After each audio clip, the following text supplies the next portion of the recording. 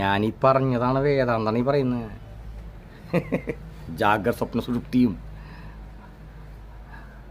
സ്വപ്നമൊക്കെ വിശദീകരിച്ച് കലക്കിയ എൻ്റെ മലയാള വേർഷൻ, എൻ്റെ ഭാഷ. നിങ്ങൾ ഉണർന്നിരിക്കും. ധ്യാനം, ആസനം, ധ്യാനം, ധാരണ, സമാധി എന്ന് പറയുന്ന 4 മാർഗങ്ങളെക്കുറിച്ച് പറയുന്നത്. സമാധി എന്ന് പറഞ്ഞാൽ നമ്മളുടെ ഈ ബുദ്ധി ഉറക്കവുമായി സമമായി ഇവിടെ തിരിച്ചറിയുക. ഇവിടെ ഈ പറയുന്ന നോർമൽ കോൺഷ്യസ് തിരിച്ചറിയണം. എന്തിനത്? എന്തിനു വേണ്ടിച്ചാ? എന്തൊരു തേങ്ങിനത്? എന്തിനാ ഇവർ ഈ ശങ്കരാചാര്യ ബുദ്ധൻ ഇതൊക്കെ പറഞ്ഞു വെച്ചിരുന്നത്? ആ കാലഘട്ടത്തിൽ എന്തെങ്കിലും മോഡേൺ ടെക്നോളജി ഉണ്ടോ? ഉപഗ്രഹങ്ങളുണ്ടോ? സാറ്റലൈറ്റ്സ് ഉണ്ടോ?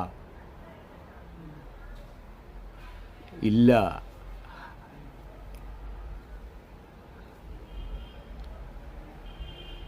ആ കാലഘട്ടത്തിൽ എന്തെങ്കിലും ഉണ്ടാ? കണ്ണുകൊണ്ട് ഈ കണ്ണ്, ഈ തലച്ചോറല്ലാണ്ട് വേറെ എന്തെങ്കിലും ഉണ്ടാ?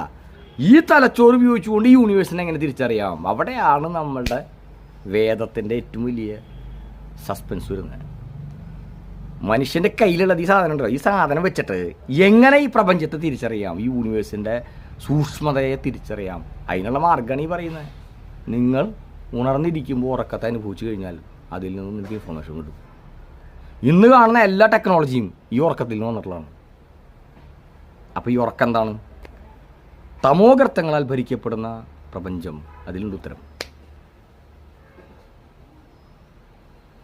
പൂരുവനം ഇമ്പാക്റ്റ്.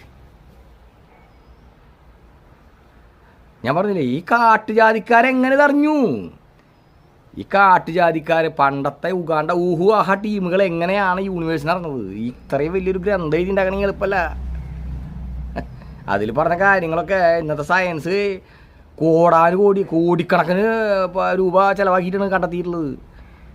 ഇത് കാട്ടിൽ ഊഹായി മറ്റേ കമ്പെടുത്ത് എറിഞ്ഞിട്ട് മാനിനെ കൊന്നിട്ട് മറ്റേ ചുട്ട് തിന്നണ മനുഷ്യന്മാരെ എങ്ങനെ അറിഞ്ഞു? ഒരേ ഒരു മാർഗമുള്ളൂ.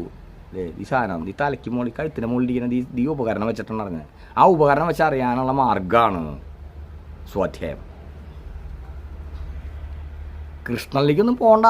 എൻ്റെ പൊന്നെ, കൃഷ്ണൻ പറഞ്ഞ ഇന്ദ്രിയ വസ്തു നിഗ്രഹം എന്നൊക്കെ പറഞ്ഞു കഴിഞ്ഞാൽ ഇങ്ങനെ മനസ്സിലാവുക.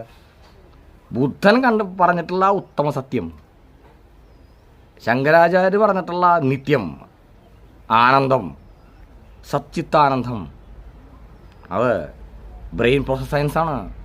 ഡോക്ടർ ശങ്കരാചാര്യ, ഡോക്ടർ ബുദ്ധൻ, ശ്രീ ബുദ്ധൻ എന്ന് വിളിക്കേണ്ടി വരും നമ്മൾ. ശ്രീനാരായണ ഗുരു അതിനെ രസകരമായിട്ട് വിശദീകരിച്ചിട്ടുണ്ട്. ഞാൻ ഈ 3 ആചാര്യന്മാരെയാണ് എടുക്കുന്നത്.